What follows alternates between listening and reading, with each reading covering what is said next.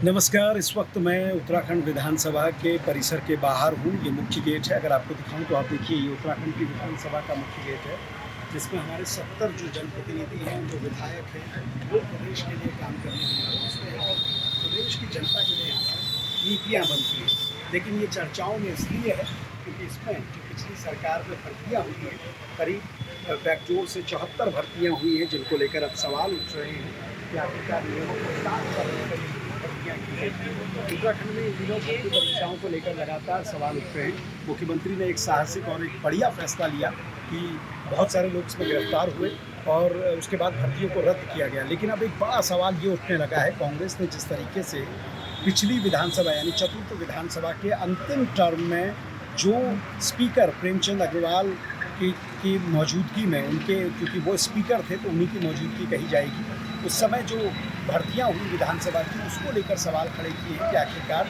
बैकजोर से 74 लोगों की भर्ती की गई, वो नियमों को ताक पर रख के की गई। दरअसल इसमें एक बड़ा खेल ये हुआ है कि 35 पोस्ट पहले निकाली गई, जिसके लिए बाकायदा एक कंपनी को हायर किया गया और ये भी बताया जा रहा है कंपनी विवादों में है। कंपनी को लेकर कभी भी विधानसभा ने खुलकर नहीं बताया कि आखिर कौन कंपनी है, किस तरह से काम किया। लेकिन 35 पोस्ट थी, जिसके लिए 8,000 अभ्यर्थियों ने प्रदेश में उन्होंने आवेदन शुल्क दिया, जो करीब 1,000 रुपये का था और इसके बाद इनका प्रॉपर एग्ज़ाम हुआ, लेकिन आज तक इसका परिणाम नहीं आया। लेकिन एक चीज़ बड़ी ख़ास होती है कि इन 35 पोस्ट के अलावा 74 लोगों को नियुक्ति दे दी जाती है, जिन्होंने ना कोई एग्ज़ाम दिया, जिन्होंने ना कोई इंटरव्यू दिया, लेकिन उनके पास एक काबिलियत ज़रूर थी। वो या तो किसी कैबिनेट मंत्री के पीआरओ थे या फिर वो किसी नेता, रसूखदार नेता, चाहे वो भाजपा का हो, कांग्रेस का हो, उसके रिश्तेदार थे, उसके पहचान वाले थे और इसी काबिलियत पर इन 74 लोगों को नियुक्ति मिल जाती है। लेकिन एक सवाल ये है कि उत्तराखंड में इसी विधानसभा में 4 कर्मचारी ऐसे हैं जिनका देहांत या तो कोविड के दौरान हो गया या पहले हो गया था, लेकिन उनके मृतक आश्रितों को नौकरी नहीं मिली। मैं कुछ के नाम लूँगा। शाकिर खान, ये रक्षक थे, यानी आप जो देखते हैं यहाँ पर सिक्योरिटी में जो लोग रहते हैं। मीनू बाला, ये परिचारक थी, चपरासी के पद पर तैनात थी। दिनेश मंदरवाल समीक्षा अधिकारी थे। पंकज महर रिपोर्टर थे, जो विधानसभा की कार्रवाई की रिपोर्टिंग करते हैं। इनके परिवार के 4 जो मृतक आश्रित थे, उनका हक सबसे पहले बनता था, क्योंकि विधानसभा या किसी भी सरकारी संस्थान के भीतर अगर कोई मृतक आश्रित है तो उसके लिए आपको नई पोस्ट क्रिएट करने की ज़रूरत नहीं होती है।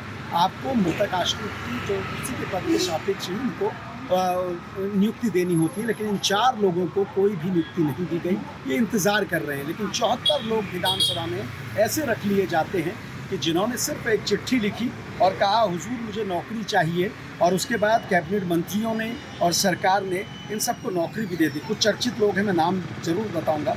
23वें नंबर पर गौरांग गर्ग हैं। ये कैबिनेट मंत्री रेखा आर्य के पीआरओ हुआ करते थे पिछली सरकार में और अब विधानसभा के कर्मचारी बन चुके हैं। मीनाक्षी शर्मा हैं 27वें नंबर पे।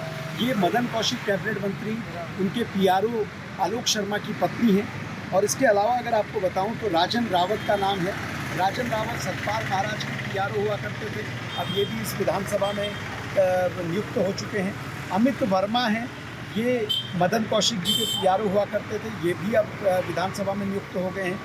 71वें नंबर पर गौरव सिंह हैं, ये संगठन महामंत्री के पहले पीआरओ थे, बाद में मुख्यमंत्री के पीआरओ बने और अब ये विधानसभा में नियुक्त हो चुके हैं। इसके अलावा भी कई सारे नाम हैं जो भाजपा और कांग्रेस के नेताओं के करीबी लोग हैं जिनको नियुक्ति मिली है।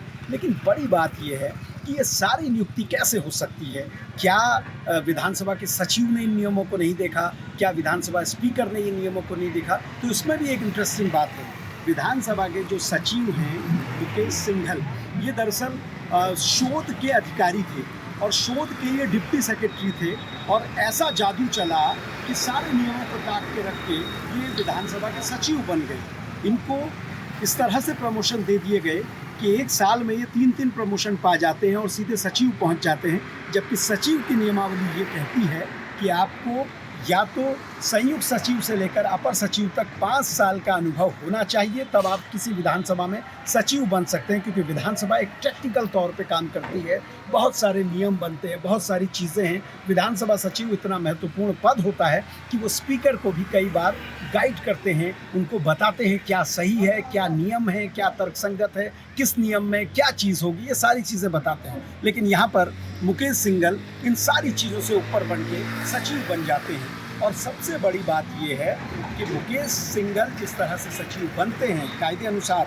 जो जानकार हैं वो ये बताते हैं कि वो सचिव नहीं बन सकते हैं, क्योंकि वो शोध के अधिकारी हैं। और यहाँ पर अगर आपको विधानसभा में कोई ऐसा वरिष्ठ अधिकारी नहीं मिलता है, तो फिर आपको न्याय विभाग से या किसी न्याय से संबंधित व्यक्ति को जिसे अनुभव है, उसे आपको सचिव बनाना होगा विधानसभा में। यानी उनकी जो नियुक्ति हुई वो ही पूरी तरह से गलत थी।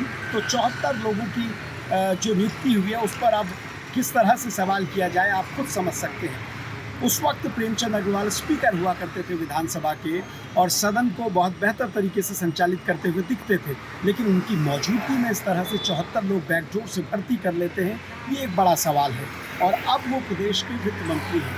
बात सिर्फ भाजपा तक नहीं आती है, बात कांग्रेस तक जाएगी, क्योंकि गोविंद सिंह कुंजवाल तत्कालीन हरीश रावत सरकार में 158 पदों पर नियुक्ति कर चुके हैं। 158 पद उस वक्त रेवड़ी की तरह बांट दिए गए थे।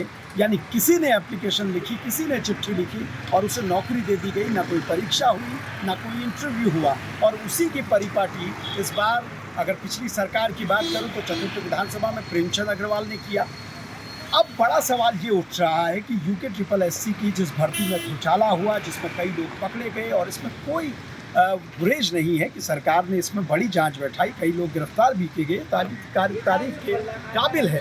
लेकिन बात ये है कि अगर वो भर्तियां रद्द हो सकती हैं तो इन भर्तियों को लेकर भी सवाल उठने चाहिए। इन भर्तियों को लेकर भी सरकार को कोई डिसीजन लेना चाहिए कि सीधे सीधे मंत्रियों के या तो रिश्तेदार या मंत्रियों के PRO वो कितने काबिल हैं कि वो सीधे इन पोस्ट पे आ जाते हैं। इसमें अपर निजी सचिव, इसके अलावा अगर बात करूं तो समीक्षा अधिकारी, सहायक समीक्षा अधिकारी, परिचारक, रक्षक, रिपोर्टर, तमाम पोस्ट पर भर्ती हुई है। इन तमाम पोस्ट पर इन लोगों को भर्ती किया गया है। तो आप समझ सकते हैं कि आखिरकार जिस तरह से ये भर्तियाँ हुई हैं, ये 74 लोगों को पोस्टिंग दी गई है इन लोगों को। और एक ज़बरदस्त चीज़ और हुई है, ये 74 जो बैकडोर से एंट्री की गई है, ये एडहॉक पे हैं, यानी तदर्थ पोस्ट हैं, जिसमें सिर्फ बेसिक और DA मिलता है। लेकिन ये पहले दिन से ही एक पूर्णकालीन सरकारी कर्मचारी के सारे हित ले रहे हैं, सारे फायदे इनको मिल रहे हैं। और दूसरी बात, एक बात और है जो मैं लगातार कह रहा हूँ कि 4 मृतक आश्रित आज भी अपनी नौकरी के लिए हर दरवाजे को खटखटा रहे हैं। लेकिन 74 लोग ऐसे हैं जो नियुक्ति पा जाते हैं। अब उन 35 पदों का क्या होगा जिनको 8000 अभ्यर्थियों ने 1000 रुपये के शुल्क का फॉर्म भर के उसकी परीक्षा दी है। उनकी परीक्षा का परिणाम आज तक घोषित नहीं हुआ, लेकिन 74 लोग इसी विधानसभा में नियुक्ति पा जाते हैं। कांग्रेस के प्रदेश अध्यक्ष ने कहा है इसकी जांच होनी चाहिए, और 2016 का मामला हो, 2021 का मामला हो, सबकी जांच होनी चाहिए। पूर्व प्रदेश अध्यक्ष प्रीतम सिंह ने भी कहा है इस पूरे मामले की जांच होनी चाहिए, चाहे किसी का भी मामला हो। आपको एक बात और बताता हूँ, ऐसा नहीं है कि ये इसी बार हुआ है या पिछली बार हुआ है। उत्तराखंड बनने के बाद से तमाम जो विधानसभा अध्यक्ष रहे हैं, उन्होंने अपने करीबी लोगों को विधानसभा में नियुक्तियाँ दी हैं। और लेकिन गोविंद सिंह कुंजवाल में वो आंकड़ा 158 का पहुंच गया, और प्रेमचंद अग्रवाल 74 लोगों को नियुक्ति कराने में सफल रहे। तो अब ऐसे में ये ज़रूरी है कि सरकार को इस पर भी कोई एक्शन लेना होगा। हालांकि स्पीकर महोदया इस वक्त देश से बाहर हैं, जब वो लौटेंगी तो उनसे भी उनका पक्ष जानेंगे आखिरकार वो किस तरह से इसमें कार्रवाई करती है। लेकिन ये ज़रूरी है कि ऐसी संस्थाएं जिन पर आम आदमी का भरोसा है, वहाँ भी अगर नियुक्तियाँ गलत होंगी तो कहीं ना कहीं ये संविधान के खिलाफ होगा, और ये नियमों को ताक पे रखने वाली बात होगी। तो इसलिए ज़रूरी है कि इस पर भी सरकार कोई उचित कदम उठाए। नमस्कार।